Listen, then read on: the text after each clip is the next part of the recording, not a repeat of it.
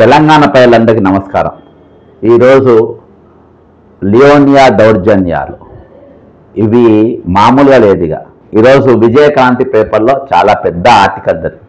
దానికంటే ముందు నేను గత 6 నెలల క్రితమే ఇక్కడికి సందర్శించడం జరిగింది, లియోనియా రిసార్ట్స్. తెలంగాణ ప్రజలకు నమస్కారం. మనం ఇప్పుడు ఉన్నది లియో హోలిస్టిక్ డెస్టినేషన్ దగ్గర ఉన్నాము. అంటే లియోనికా మన రిసార్ట్స్ అని కూడా దీనికి అంటారు. ఇది చాలా సక్రమంగా ఉంటే ఇది దాదాపు 180 ఎకరాల విస్తీర్ణము, 50 లక్షల స్క్వేర్ ఫీట్లతో కూడి ఉన్నది. ఇది 2020-21 మధ్యలో వీళ్ళు లోన్ తీసుకున్నారు. వివిధ బ్యాంకుల కాడ 2,231 లక్షల కోట్ల రూపాయలు రుణాలుగా తీసుకున్నారు. తీసుకున్న రుణం అంటే 2,221 కోట్ల 34 లక్షల రుణాలు తీసుకున్నారు. అయితే వీళ్ళు రుణం కట్టలేని పరిస్థితులలో ఇక్కడ మన ట్రిబ్యునల్, హైదరాబాద్ ట్రిబ్యునల్ ఇంటర్ఫియర్ అయిన తర్వాత ఇది దాదాపు 10,000 కోట్లకు విలువైన భూమిని కేవలం 331 కోట్లకు మరి జలవిహార అనే సంస్థకు దీన్ని అప్పచెప్పింది. మరి జలవిహార సంస్థకి ఇది ఏ విధంగా పోయింది అని అంటే, ఇందులో ముఖ్యమంత్రికి అత్యంత సన్నిహితంగా ఉన్నటువంటి ఫయం కురేష్ మళ్ళొకసారి ఇక్కడ కనబడతారు, చెవెళ్ళ మాజీ ఎంపీ రంజిత్ రెడ్డి కనబడతారు. ఇక్కడ వాళ్ళ దౌర్జన్యం సేమ్, ఈ దౌర్జన్యం ఏ విధంగా నా మీద చేయనికి పోయిందో అదే విధమైన దౌర్జన్యం ఈరోజు అక్కడ కూడా ఆడ కూడా చేసేటటువంటి పరిస్థితి ఈరోజు నెలకొన్నది. అంటే దీనిపైన ఈరోజు క్రాంతి పేపర్లో చాలా పెద్ద ఆర్టికల్ ఈరోజు వాళ్ళు రాయడం జరిగింది. దీన్ని అంటే నేను సెటిల్ అయిందేమో ఇంకా అనుకున్నా, కానీ ఈరోజు దాని బాధితులు పెరిగినారు. లాస్ట్లో ఆయన డబ్బులు పెట్టి కొనుక్కున్న వారు కూడా విజయ్ క్రాంతి అలా డబ్బు పెట్టి కొనుక్కున్న వారు కూడా ఈరోజు కష్టపడే పరిస్థితి. అంటే వాళ్ళని ఇబ్బందులు పెట్టి వాళ్ళని బెదిరించి వాళ్ళ దాంట్లో వాళ్ళు పోకుండా ఈరోజు చేసే పరిస్థితి వచ్చింది. ఇది విజయక్రాంతి పేపర్ ఈరోజు చాలా పెద్ద ఆర్టికల్ ఇందులో వచ్చింది. అయితే అక్కడ నాకు వాళ్ళ బాధ్యతను నాకు పంపడం జరిగింది. దీని మీద మీరు మాట్లాడింది కదా సార్, ఓసారి మీరు దీనిపైన మాట్లాడితే మాకు బాగుంటుందని చెప్పింది. నేను దీనిపైన ఈడీలో కూడా నేను ఫిర్యాదు చేయడం జరిగింది. ఈడీలో దీని మీద ఫిర్యాదు చేసిన, అంతేకాకుండా దీని గురించి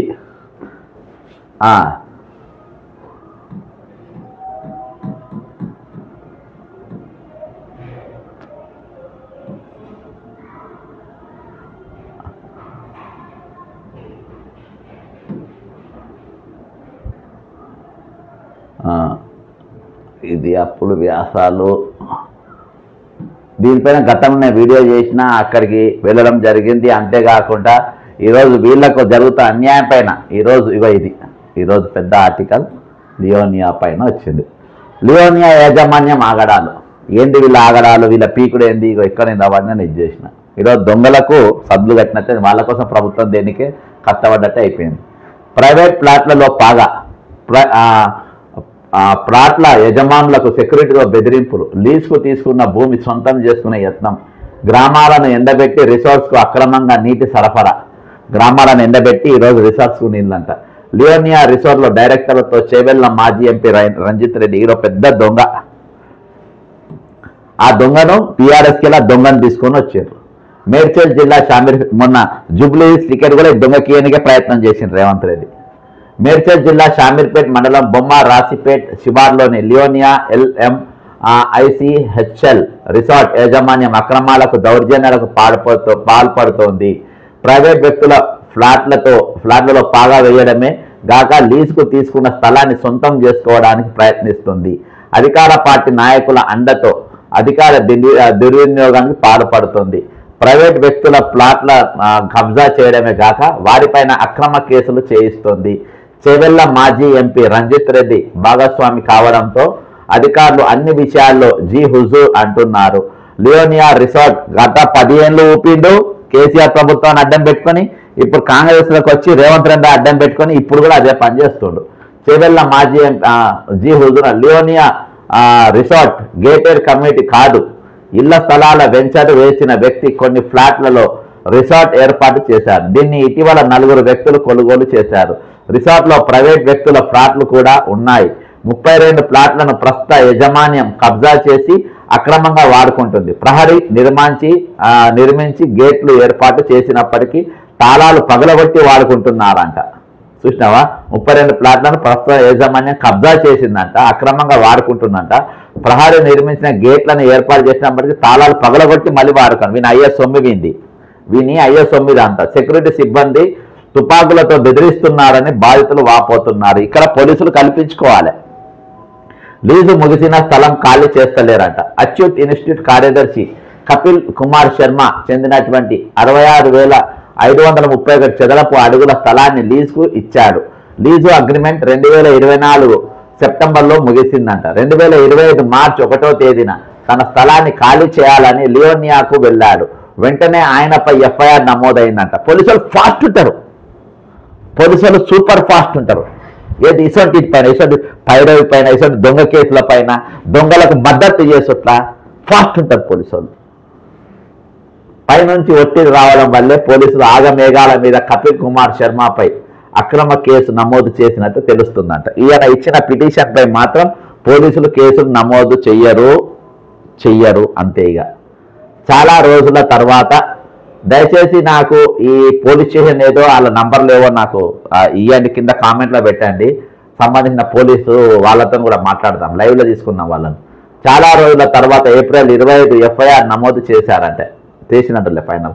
ఎస్టీపీ కోసం లియోనియాకు 2029లో కపిల్ శర్మ 1.20 ఎకరాల భూమి లీజుకు ఇచ్చాడంట.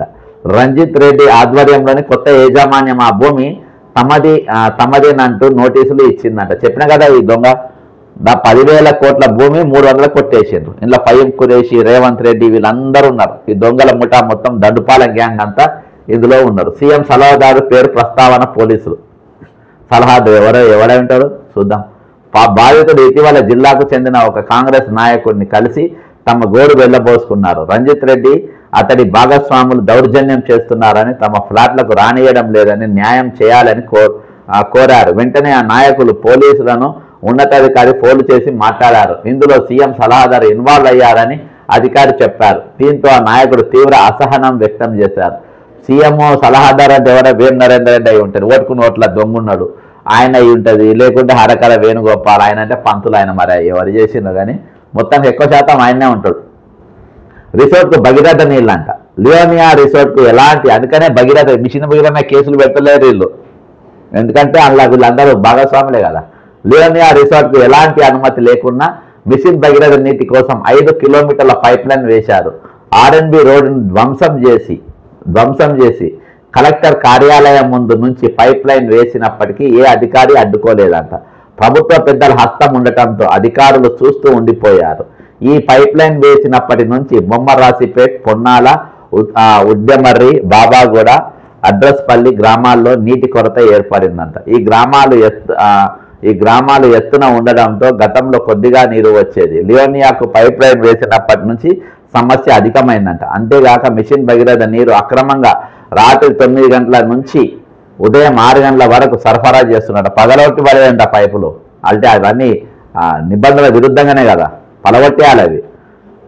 ఎన్సీఎల్టీ టెండర్లో నిబంధనకు నీళ్ళంట. లియోనియా యాజమాన్యం యంక రుణం చెల్లించగలపోవడంతో ఎంసీఎల్టీ స్వాధీనం చేసుకుంది. బ్యాంకు రుణం కోసం 2,218 కోట్లు, ఇంతకుముందు అయినా కదా కోట్లు చెల్లించాల్సింది ఉంది. లియోనియా ఆస్తుల విలువ 2,400 కోట్లు నిర్ధారించారు. కానీ దీనిని జేపీఈఎల్ కంపెనీ రూపాయలు 237 కోట్లకు దక్కించుకుందంట కేవలం.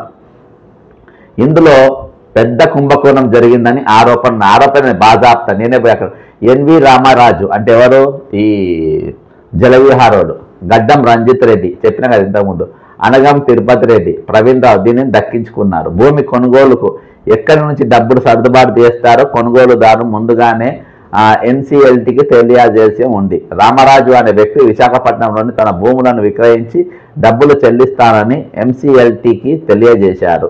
విశాఖపట్నం దస్బల్ హిల్స్లోని 1,190.50 కోట్ల విలువైన 12,700 గజాలు, వాల్టర్ వార్డ్లోని రూపాయలు 90.86 కోట్ల విలువైన 5,192 గజాల విలువైన భూమిని విక్రయిస్తానని తెలిపారు. వాస్తవానికి ఇందులో ఒకటి ప్రభుత్వ భూమి కాగా మరొక దానిపై కోర్టులో కేసు వివాదంలో ఉన్నట్టు తెలిసింది. బ్యాంక్ ఆర్పి ఇవేమి పట్టించుకోలేదంట. ఎక్కడి నుంచి డబ్బులు చెల్లించారనేది వెలికి తీయాల్సిన అవసరం ఉంది. NCLT వేలంలో నిబంధనన్ని ఉల్లంఘించారు. దీనిపై విచారణ జరిపితే పెద్ద కుంభకోణం బయటపడే అవకాశం ఉంది. ఖచ్చితంగా దీని మీద నేను ఆల్రెడీ ఈడీకి ఇచ్చిన, నేను ఆ వీడియో కూడా చూపెడతాను. ఇక్కడ ఇద్దరు బాధితులవి కూడా వచ్చింది. దౌర్జన్యంగా లాక్కోవడం ప్రయత్నిస్తున్నారని, మా భూమి దౌర్జన్యంగా లాక్కోవడానికి రంజిత్ రెడ్డి ఆయన భాగస్వాములు ప్రయత్నిస్తున్నారు. నా దగ్గర లీగల్గా అన్ని డాక్యుమెంట్లు ఉన్నాయని చెప్తున్నారు. అయినా న్యాయం జరుగుతుంది. నా మీదే అక్రమంగా కేసులు బనాయించారని పోలీసులు అధికారులు భయపడి వారికి సపోర్ట్ చేస్తున్నారు. ఇక్కడైనా మాకు న్యాయం చేయాలని చెప్పేసి కపిల్ శర్మ అచ్యూట్ ఇన్స్టిట్యూట్ కార్యదర్శి అంట ఈయన. ఇంకొక ఆయన మా ప్లాట్లలోకి రానియడం లేదంట. లియోనియా రిసార్ట్ మాకు ఒక్కొక్కటి 1000 గజాల చొప్పున 3 ప్లాట్లు ఉన్నాయి. ప్రహరీ నిర్మించి తాళం వేశాము. తాళం పగలగొట్టి దౌర్జన్యంగా వాడుకుంటున్నారు. ప్లాట్ల వద్దకు రానియడం లేదు. గేటు వద్ద మాజీ సైనికులను సెక్యూరిటీ గార్డులుగా పెట్టుకున్నారు. వారు మమ్మల్ని బెదిరిస్తున్నారు. ప్రస్తుతం 32 ప్లాట్లు కన్జర్వ్ చేశారు. మొత్తం 300 ప్లాట్లు కబ్జా చేయడానికి ప్రయత్నిస్తున్నారు. యాష్కి ప్రమోద్ గౌడ్ అంటే యాష్కి అంటే మధ్యాష్కి లెక్కనే ఉంది పేరు. అయితే వాళ్ళకి సంబంధించిన వాళ్ళు అయ్యి ఉండాలి. ఇక వీళ్ళు ఈ విధంగా ఇష్టానుసారంగా వాళ్ళు వ్యవహరించుకుంటా ఈరోజు దౌర్జన్యానికి నేను చెప్తున్నా కదా, ఇలా రేవంత్ రెడ్డి ఈరోజు గవర్నమెంట్ తెచ్చుకున్నా అని చెప్పేది, గవర్నమెంట్ తెచ్చుకున్న సంతోషం కూడా ఈరోజు లేకుండా చేసింది. ఏంటంటే కంప్లీట్గా ఈరోజు వాళ్ళ కోసం అంటే బీఆర్ఎస్లో ఉన్నప్పుడు అక్కడ దోసుకున్నారు. ఇక్కడికి వచ్చి మళ్ళీ ఈడ కూడా అదే దుకాణం దోసుకునే పని మీదనే దోచుకోవాలి, దాచుకోవాలి. ఈరోజు అందరినీ తీసుకొని వచ్చి ఈరోజు ప్రభుత్వం అసలు వీళ్ళ ప్రమేయం లేకున్నా అసలు అందులో వీళ్ళ కష్టం ఒక్క చెమట బిందు కూడా కారలేదు. ఎందుకంటే గతంలో వీళ్ళు దోపిడీ దొంగలతోనే గెలిచి ఉన్నారు. అక్కడికి వెళ్ళే వాళ్ళతోని చేతులు కలిపి ఈరోజు ఉన్నారు. ఆయన గెలిపియనికి చేవల్ల ఎంపీని గెలిపియనికి ఈరోజు విశ్వేశ్వరయ్యని గెలిపియనికి ఈ డమ్మీ కనుక టికెట్ ఇచ్చిండ్రు. సునీత లక్ష్మారెడ్డి గిన అక్కడ సునీత మహేందర్ రెడ్డి గిన అక్కడ గెలుస్తాను, వాళ్ళు గెలిచేటోళ్ళు పక్క. కాబట్టి వాళ్ళు గెలవద్దు, ఈరోజు వీళ్ళు గెలవాలి. ఇది ప్రయత్నం. ఇక దీని వెనుక ఉన్న కథ మొత్తం ఇప్పుడు నేను మీకు చూపెడతా.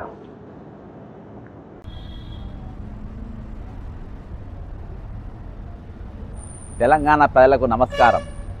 లియోనియా రిసార్ట్స్ 10,000 కోట్ల విలువైనటువంటి ఆ లియోనియా రిసార్ట్స్ బ్యాంకుల ద్వారా కేవలం 330 కోట్ల రూపాయలకే లాగేసిండ్రు తెలంగాణ ముఖ్యమంత్రి రేవంత్ రెడ్డి ముఠా. వీళ్ళు ఎవరంటే చెవెళ్ళ మాజీ ఎంపీ అయినటువంటి రంజిత్ రెడ్డి. ఆయన కేవలం స్కాములు చేయడానికే కాంగ్రెస్ పార్టీలకు వచ్చారు. గత నెల రోజుల క్రితం వెస్టర్న్లో ఆయన పేరు వచ్చింది, లియోనియాలో ఆయన పేరు వచ్చింది. హనుమాన్ టెంపుల్ అక్కడ ధ్వంసం చేసి దాని గురించి ఎవరు మాట్లాడరు, కానీ అక్కడ ఆ స్కామ్లో ఆయన పేరు వచ్చింది. ఏడ చూసినా 1000 కోట్ల రూపాయలు, ఇప్పటి వరకు దాదాపు 40,000 రూపాయల స్కామ్లలో ఈ రంజిత్ రెడ్డి అనే వ్యక్తి ఉన్నాడు. మరి దీనిపైన ఈ లియోనియా రిసార్ట్స్ ఎంత విస్తీర్ణము, దాని కథ ఏంది, ఇది మొత్తం ఈరోజు నేను ఈడీకి ఇవ్వడం జరిగింది. ఇందులో పూర్తి స్థాయిలో బ్యాంకులు ఏ విధంగా, అందులో సమాధులు ఉన్నాయి, అందులో గుడులు ఉన్నాయి, గోపురాలు ఉన్నాయి. ఈ బీజేపీ నాయకులకు అందులో లియోనియాలో ఉన్న గుళ్ళు గోపురాలు కనబడాయి, సమాధులు కనబడాయి. కానీ వాళ్ళకి రాజకీయాలు చేయడానికి ఏవి కనబడితే వాటి వరకే రాజకీయాలు చేస్తారు. మీ లియోనియాలో పోటీ చూస్తారు. ఇక ఆ గుళ్ళు గోపురాలు సమాధులు కుదబెట్టి బ్యాంకులలోకి వెళ్ళి రుణాలు దాదాపు 2,000 కోట్లకు పైగా తీసుకున్నట్టు పరిస్థితి.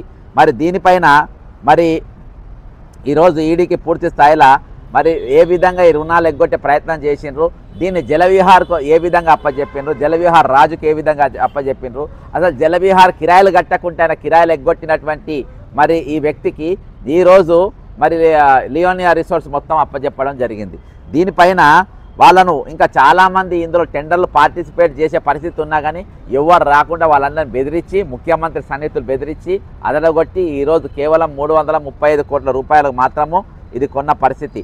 ఇందులో దాదాపు 2,500 కోట్ల రూపాయలు వరకు ఈయన లోన్ తీసుకున్నారు. ఇది మొత్తం సిబిఐ మన ముఖ్యమంత్రి రేవంత్ రెడ్డి యొక్క కార్యాలయం దగ్గర ఉండి దీన్ని మొత్తం పర్యవేక్షణ జరిపింది. దీని మీద మీరు పూర్తి స్థాయిలో ఈరోజు ఎంక్వైరీ చేయాలని చెప్పేసి రంజిత్ రెడ్డి గారు మరియు ముఖ్యమంత్రి గారి కార్యాలయము, ఆయనకు సన్నిహితులు వీళ్ళందరి పాత్ర కూడా ఇందులో చాలా పెద్ద ఎత్తున ఉన్నది. మరి దీనిపైన ఇంత పెద్ద లూటు ఈరోజు నడుస్తే ఇక్కడ బీజేపీ వాళ్ళు మాట్లాడారు. ఆపోజిషన్ పార్టీలు మాట్లాడాయి. ఇంత పెద్ద కరప్షన్ దాదాపు 10,000 కోట్ల రూపాయల ఆస్తులు కేవలం 3,335 కోట్లకే లాగేస్తే ఈరోజు పౌర సమాజం స్పందన లేకుండా ఈరోజు తెలంగాణ మేధావులు కూడా మౌనంగా ఉన్న పరిస్థితి. కాబట్టి ఖచ్చితంగా దీనిపైన యాక్షన్ ఉంటుందని కోరుకుంటున్నా. మాత్రమే ఈరోజు వేలంపాటలో జలవిహార్ సంస్థ దక్కించుకున్నది. ఇది ఎట్లా, దీని వెనక బ్యాక్గ్రౌండ్ ఏందని తెలుసుకుంటే, ఈరోజు మొన్నటి దినాన లియోనికా ఏదైతే రిసార్ట్స్ ఉన్నాయో, హాలిడే డెస్టినేషన్ అని కూడా అంటారు, అక్కడికి నేను వెళ్ళడం జరిగింది. లియో హోలిస్టిక్ డెస్టినేషన్ దగ్గర ఉన్నాము. అంటే లియోనికా మన రిసార్ట్స్ అని కూడా దీనికి అంటారు. ఇది చాలా సక్రమంగా ఉండే, ఇది దాదాపు 180 ఎకరాల విస్తీర్ణము, 50 లక్షల స్క్వేర్ ఫీట్లతో కూడి ఉన్నది. ఇది 2020-21 మధ్యలో వీళ్ళు లోన్ తీసుకున్నారు వివిధ బ్యాంకుల కాడ. 2,231 లక్షల కోట్ల రూపాయలు వీళ్ళు రుణాలుగా తీసుకున్నారు. తీసుకున్న రుణం అంటే 2,221 కోట్ల 34 లక్షల రుణాలు తీసుకున్నారు. అయితే వీళ్ళు రుణం కట్టలేని పరిస్థితులల్లా ఇక్కడ మన ట్రిబ్యునల్, హైదరాబాద్ ట్రిబ్యునల్ ఇంటర్ఫియర్ అయింది. ఇంటర్ఫియర్ అయిన తర్వాత ఇది దాదాపు 10,000 కోట్లకు విలువైన భూమిని కేవలం 331 కోట్లకు మరి జలవిహార్ అనే సంస్థకు దీన్ని అప్పచెప్పింది. మరి జలవిహార్ సంస్థకి ఇది ఏ విధంగా పోయింది అని అంటే, ఇందులో ముఖ్యమంత్రికి అత్యంత సన్నిహితంగా ఉన్నటువంటి ఫహీం ఖురేషి మళ్ళొకసారి ఇక్కడ కనబడతారు, చెవెళ్ళ మాజీ ఎంపీ రంజిత్ రెడ్డి కనబడతారు. ఇక్కడికి వెళ్ళి పోలీస్ సిబ్బంది వాళ్ళంతా వస్తారు, అక్కడ సెక్యూరిటీ, ప్రైవేట్ సెక్యూరిటీ వస్తారు, వాళ్ళు ఇక్కడ ఆటంక పరిస్థితి చేస్తారు. అయితే ఇందులో దాదాపు నేను ఇక్కడ పోయినప్పుడు నాకు తెలిసిన విషయం ఏంటంటే, దాదాపు 180 ఎకరాలు ఉన్నదని. కానీ కాదు, వాస్తవానికి ఇది దాదాపుగా 200. తెలంగాణ ప్రజలకు నమస్కారం. మనం ఇప్పుడు ఉన్నది లియో హోలిస్టిక్ డెస్టినేషన్ దగ్గర ఉన్నాము. అంటే లియోనికా మన రిసార్ట్స్ అని కూడా దీనికి అంటారు. ఇది చాలా సక్రమంగా ఉండే, ఇది దాదాపు 180 ఎకరాల విస్తీర్ణము, 50 లక్షల స్క్వేర్ ఫీట్లతో కూడి ఉన్నది. ఇది 2020-21 మధ్యలో వీళ్ళు లోన్ తీసుకున్నారు వివిధ బ్యాంకుల కాడ. 2,231 లక్షల కోట్ల రూపాయలు వీళ్ళు రుణాలుగా తీసుకున్నారు. తీసుకున్న రుణం అంటే 2,221 కోట్ల 34 లక్షల రుణాలు తీసుకున్నారు. అయితే వీళ్ళు రుణం కట్టలేని పరిస్థితులల్లా ఇక్కడ మన ట్రిబ్యునల్, హైదరాబాద్ ట్రిబ్యునల్ ఇంటర్ఫియర్ అయింది.